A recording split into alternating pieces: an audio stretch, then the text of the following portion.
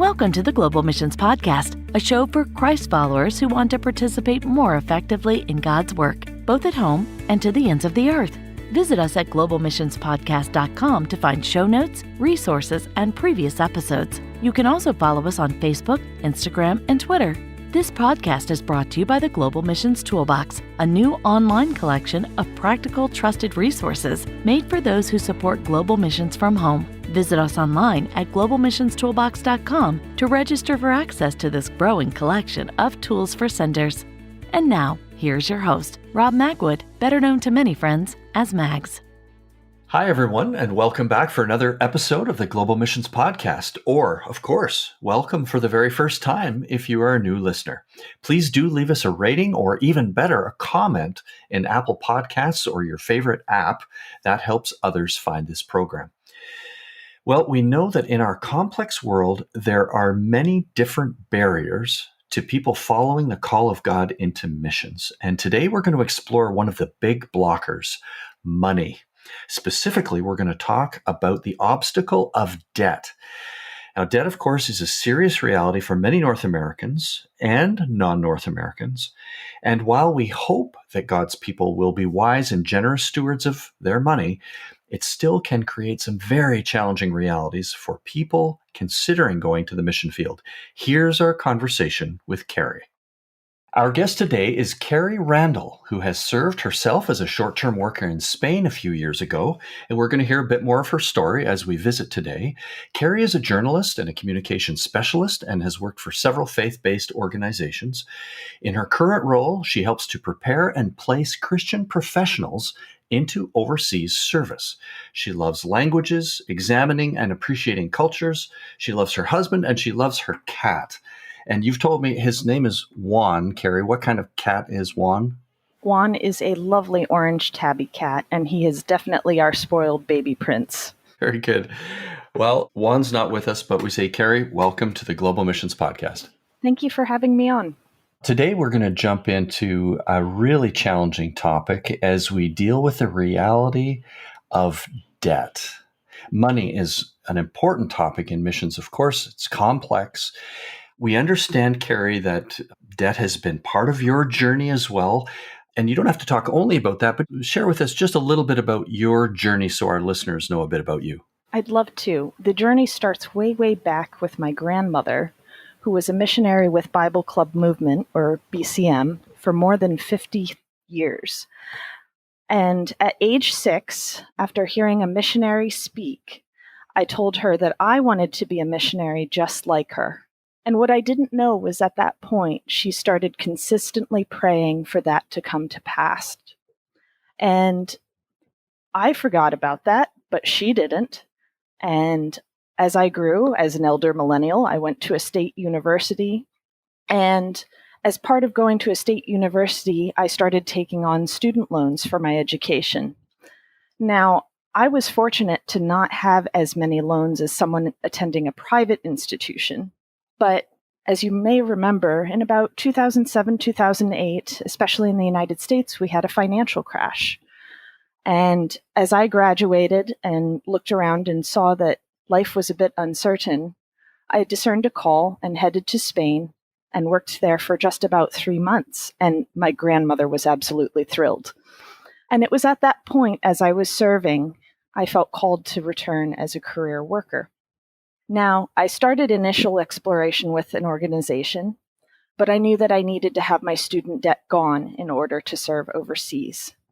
But unfortunately, managing my money and not spending on lattes didn't cut it. Jobs were hard to come by, and I really struggled during the aftermath of the financial crash. I worked any job available, retail, grocery, but it wasn't enough. And I would go through periods of asceticism and then feel resentful or guilty when I spent money to go out with a friend. But as the years passed and work became steadier, I kept chipping away at debt, and my calling became more refined. And I found myself better serving as the person holding the ropes, to quote William Carey, for those going overseas. So now I currently serve in placement for an organization that sends Jesus followers with professional skills to places where he is least known. Well, thanks for sharing candidly about your own experience. And I think in some ways that qualifies you especially to speak with some personal empathy to those who may be wrestling with this and to provide some advice, even from your own experience. Why has this become such a significant issue for us? Why is it such a big deal now, debt? It's a huge deal. And there's this 2017 article from CNBC that has a quote that I love about it.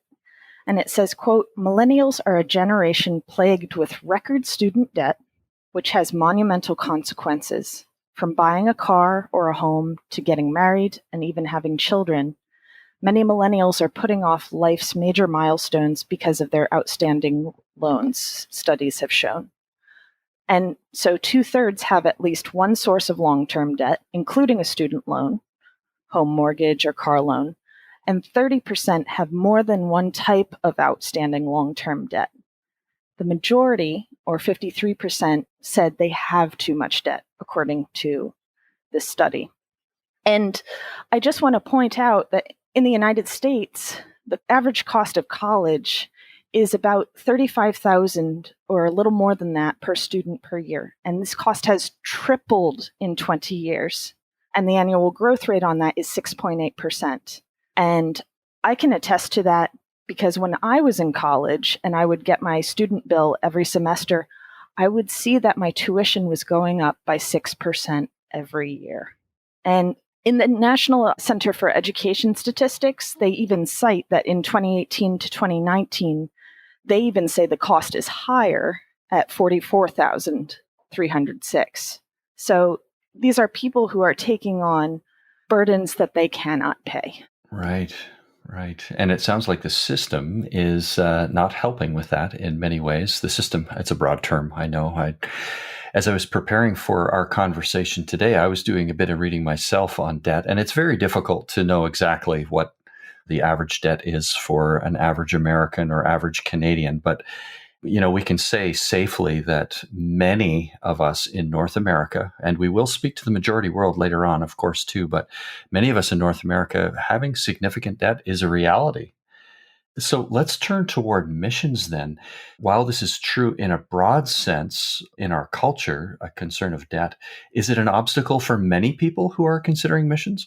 Absolutely. I see it in my job all the time with people who are applying to go overseas. Besides student loans, you've got car loans, mortgages, sometimes medical debt, and often credit card debt.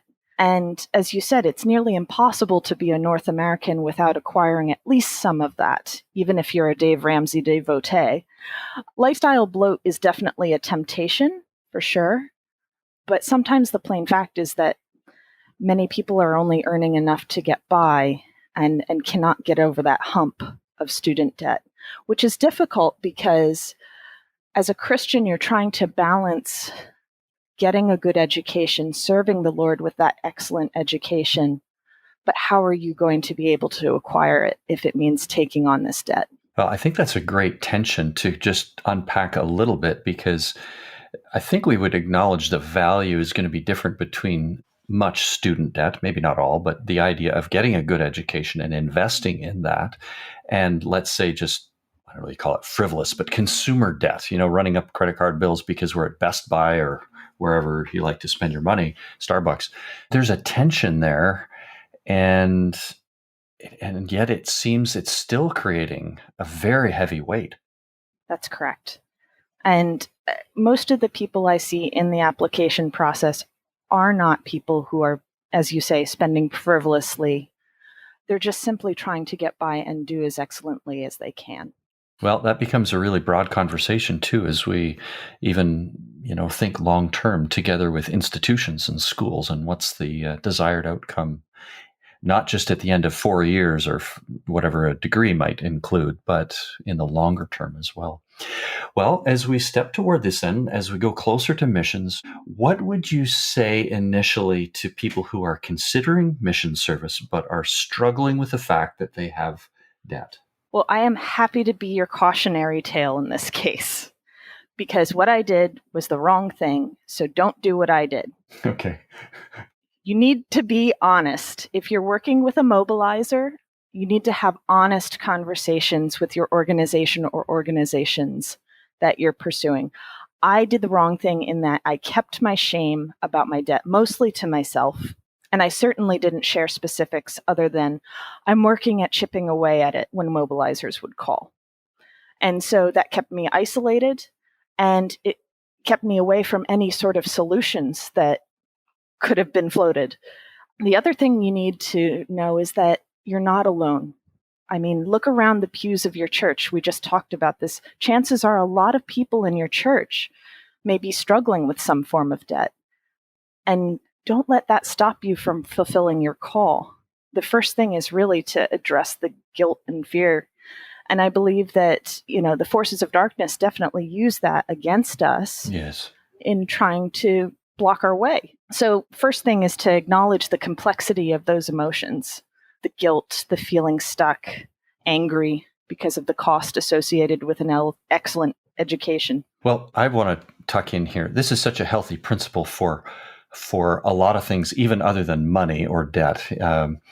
Kari in her organization and I in my other role, we're talking with folks, and we need to have these very candid, trusting, authentic conversations as we consider sending people into missions.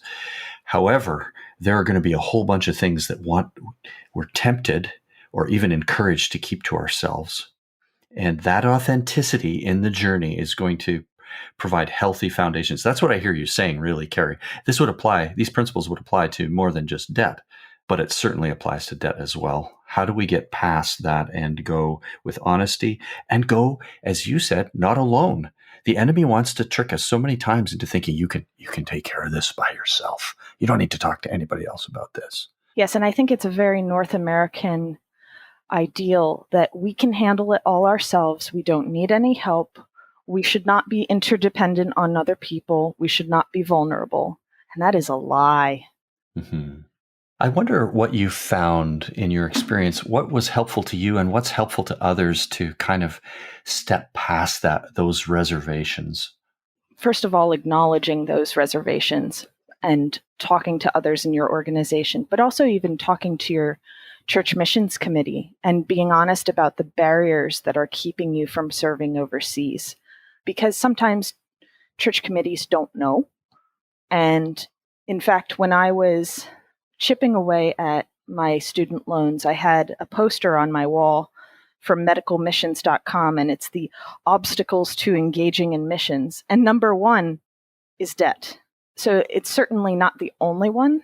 There's about a dozen or so on the poster, but it is a biggie. And so getting that help from your community, getting that help from your sending fellowship is absolutely essential. Well, here's a last quick idea, and I'll ask you to go onward. But just for those who are listening, if you're a sender, if you're serving on a missions committee, or you're serving maybe in an agency, some type of an organization that's helping to send, how important it is to build trust so that these authentic relationships can take place. And Kari, you mentioned that, maybe you could talk to your missions committee at your church, but if you don't have a level of trust, it's going to be less likely that you'd have this important conversation.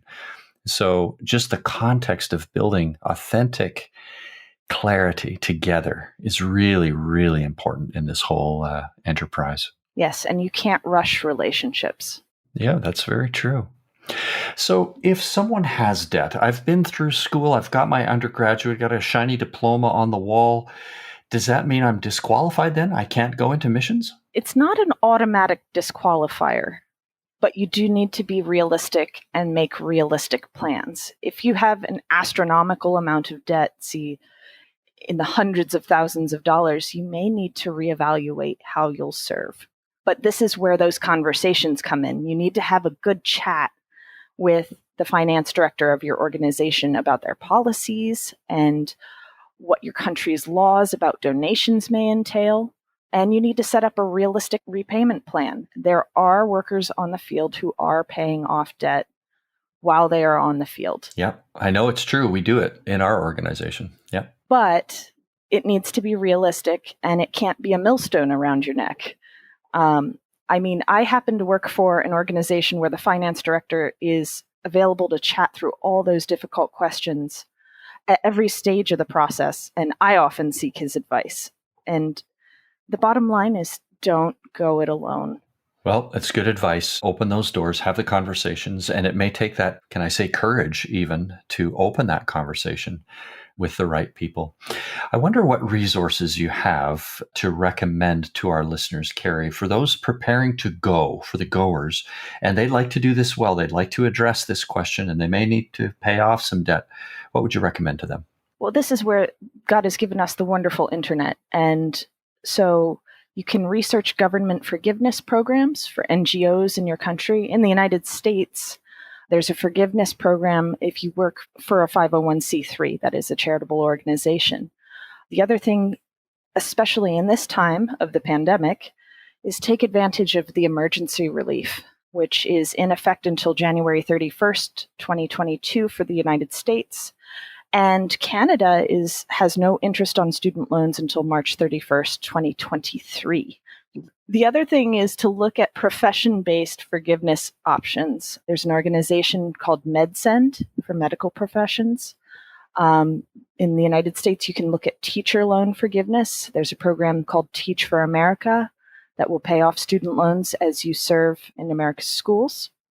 Take a look at applying to the Go Fund, and they also make student loan payments. But honestly, if you're just starting out in your educational journey, consider community college or exams that allow you to test out of college courses and earn college credit. There's a program called CLEP in the United States, and that helps you to curtail some of those astronomical tuition expenses and be a good steward. You know, it's a pretty broad conversation to talk about the timing of preparation and education. You know, many students will finish high school, and if they're inclined, they'll head to college immediately. You know, the order of these things is important, and we want to acknowledge God's in control of ordering these things. If we could consider, however, what the desired outcome is further down the road, it might inform, like you just said, where we study, how much we invest in the studies. And I would add this for those who may be thinking about serving in missions seriously before college. If you're part of an organization, that can also change the tuition grid. If you've already become part of an organization and you've expressed intention to go somewhere, that can directly affect the cost of studies as well. So, well, some interesting ideas here. It's a good opportunity for me to mention our show notes. All these resources that Kari has mentioned are being captured in our show notes by Maddie, and you can find them on the website at globalmissionspodcast.com. And all the links and anything else that's mentioned between here and the end of the program will be included there. In just a minute, I'm going to ask Kari to share some advice to the senders, the missions committees, for example, as they consider the reality of debt and that potential missionaries might be facing this.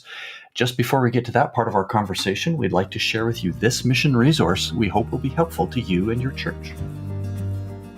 Did you know that there are over 1 billion Hindus living around the world? There are also thousands of believers like you who pray for our Hindu friends and neighbors. The 15 Days of Prayer for the Hindu World Guide can help you learn about and pray more effectively for Hindus around the world. To learn more, visit 15daysprayer.com and order your copy today. And now, back to today's conversation. We're back with Carrie Randall, who is sharing some advice about addressing debt before going to the mission field. So we've talked a little bit about the goers themselves, the missionaries, Carrie. I'd like to turn our attention towards the senders, and especially thinking of the local church, maybe a pastor, but especially missions committees. What advice do you have for these committees as they come alongside to help address this? Well, you church committees are, besides being one of my favorite groups of people, you are so important to this process. You are vital to this process. So here's the rub. At least in the United States, you can't donate to pay off a person's student loans. However, this is your opportunity to offer practical help. Perhaps your church has a whiz financial planner or someone who works in advancement or fundraising. Connect them, connect those resources. The other thing you can do is help with ongoing support and one-time outfitting expenses. That sometimes weighs very heavily on a worker's mind is, well, I have the ongoing support, but I have these one-time expenses that are really killing me right now. if you can ease that stress, that's helpful. And beyond that, care for your partner well beyond the annual budget and spreadsheets. And I know that's hard because sometimes you're in the annual meeting and you're looking at this list, this Excel spreadsheet of people, and you just see names and places. But actively caring and listening is one of the most helpful things you can do. And a simple check-in can go a long way. What I hear you saying is really help to get good advice, good wisdom applied to it, and then join in the journey, go along the way together. Yes, and be gentle in your approach, because a lot of workers feel they're living in a fishbowl. And I know many of us as humans feel shame about financial matters, about what we're doing. So make it an offer, not a mandate. Right, yeah. Well, this ties into different elements of money in missions, of course, how much we pay missionaries, how much missionaries have to address debt responsibilities in their passport countries if they go overseas. But getting this conversation out in real clarity, back to the first part of our conversation, is really important here. And it's true, by the way, in Canada as well, that an organization cannot, like a charity, cannot directly pay off somebody's student loan.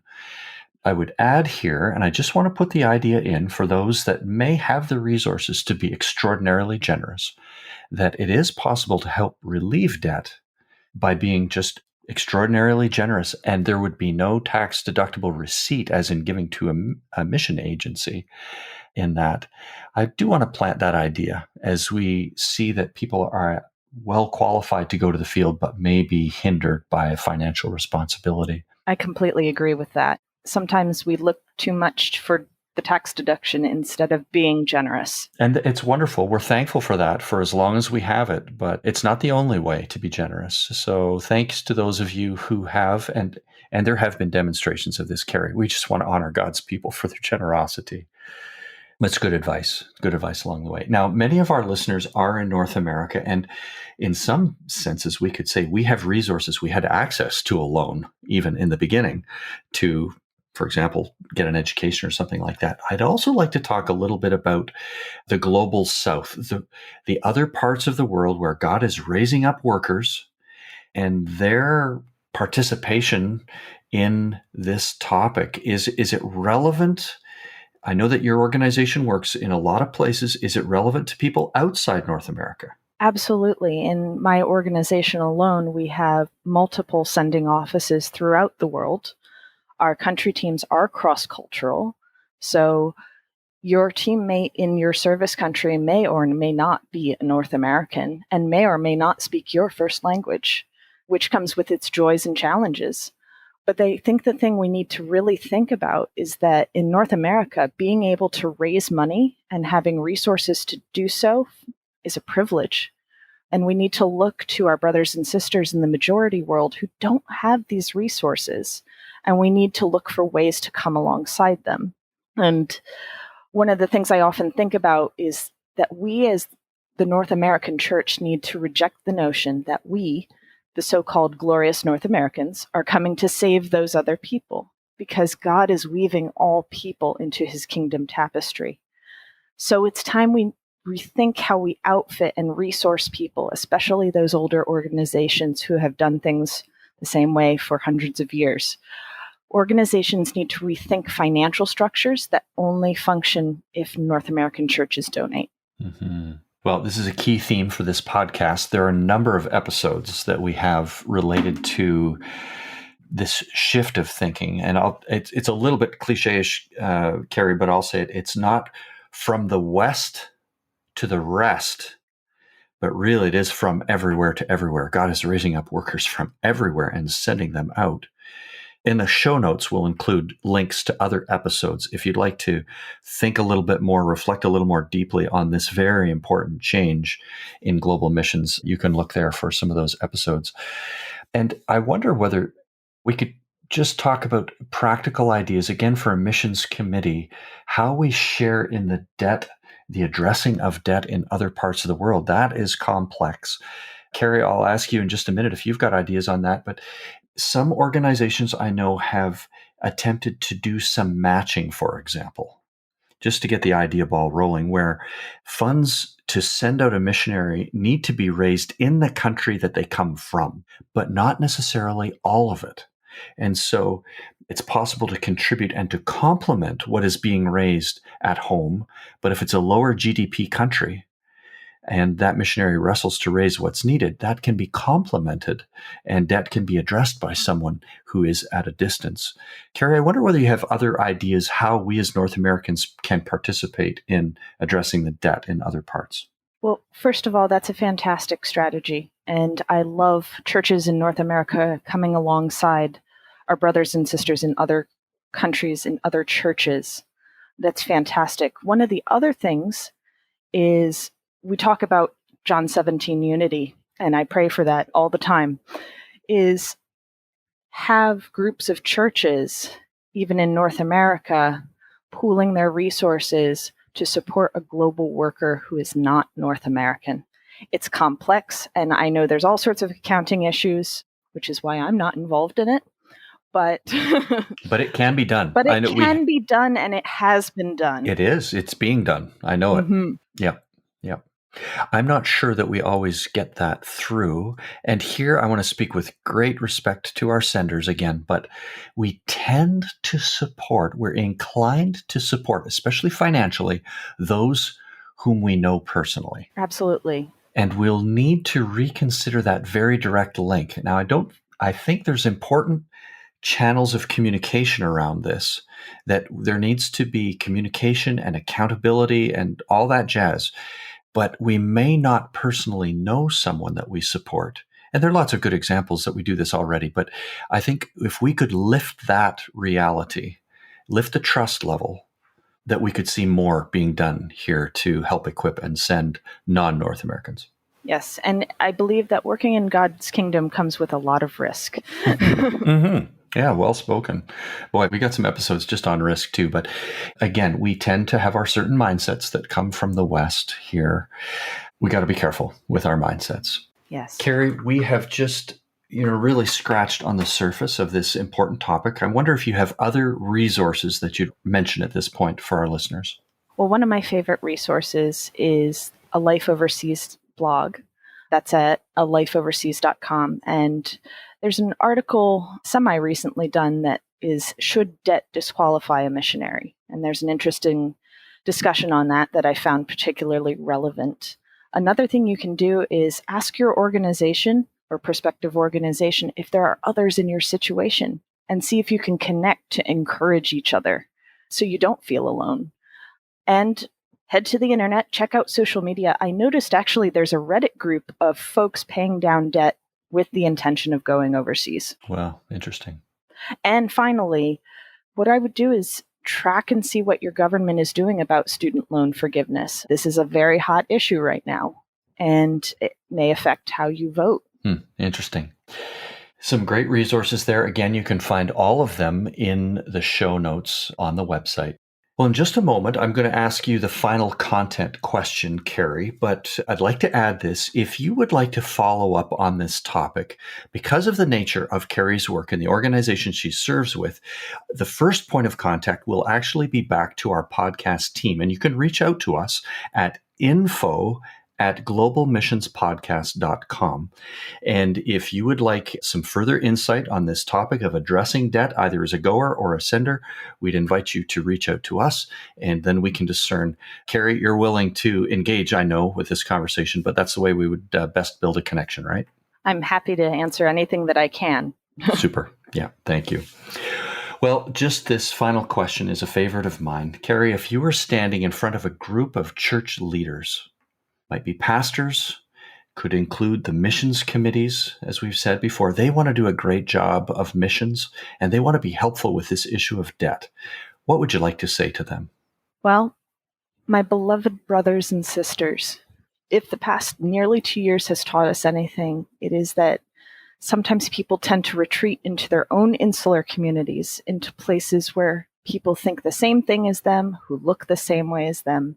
But you, pastors and missions committees, have the mandate to follow Jesus, who is countercultural. and you have the enormous opportunity to be the springboard that launches workers to make Jesus known where he is least known. And Christ is going to use every bit that you bring. It's a great word. Kari, thanks so much for helping to unpack a few ideas around the topic of debt. We appreciate your insight, your personal experience coming to this. Thanks for joining us on the Global Missions Podcast. Thank you. It's been an honor. Well, there is plenty in this conversation to think about, both for goers and for senders. May God help us to honor him with our finances and to practice generosity and to help our goers address the whole reality of personal debt so that more can be sent, meaning more people will hear the good news of the gospel. Thanks for joining us today. We encourage you to subscribe so that you're updated every 2 weeks when we post a new episode. This episode is brought to you by the Global Missions Toolbox, an online collection of resources especially for senders, pastors, missions committees, and family and friends of workers sent to serve in missions. Join us again in 2 weeks when we'll continue to explore this grand adventure of being Christ's witnesses to the ends of the earth.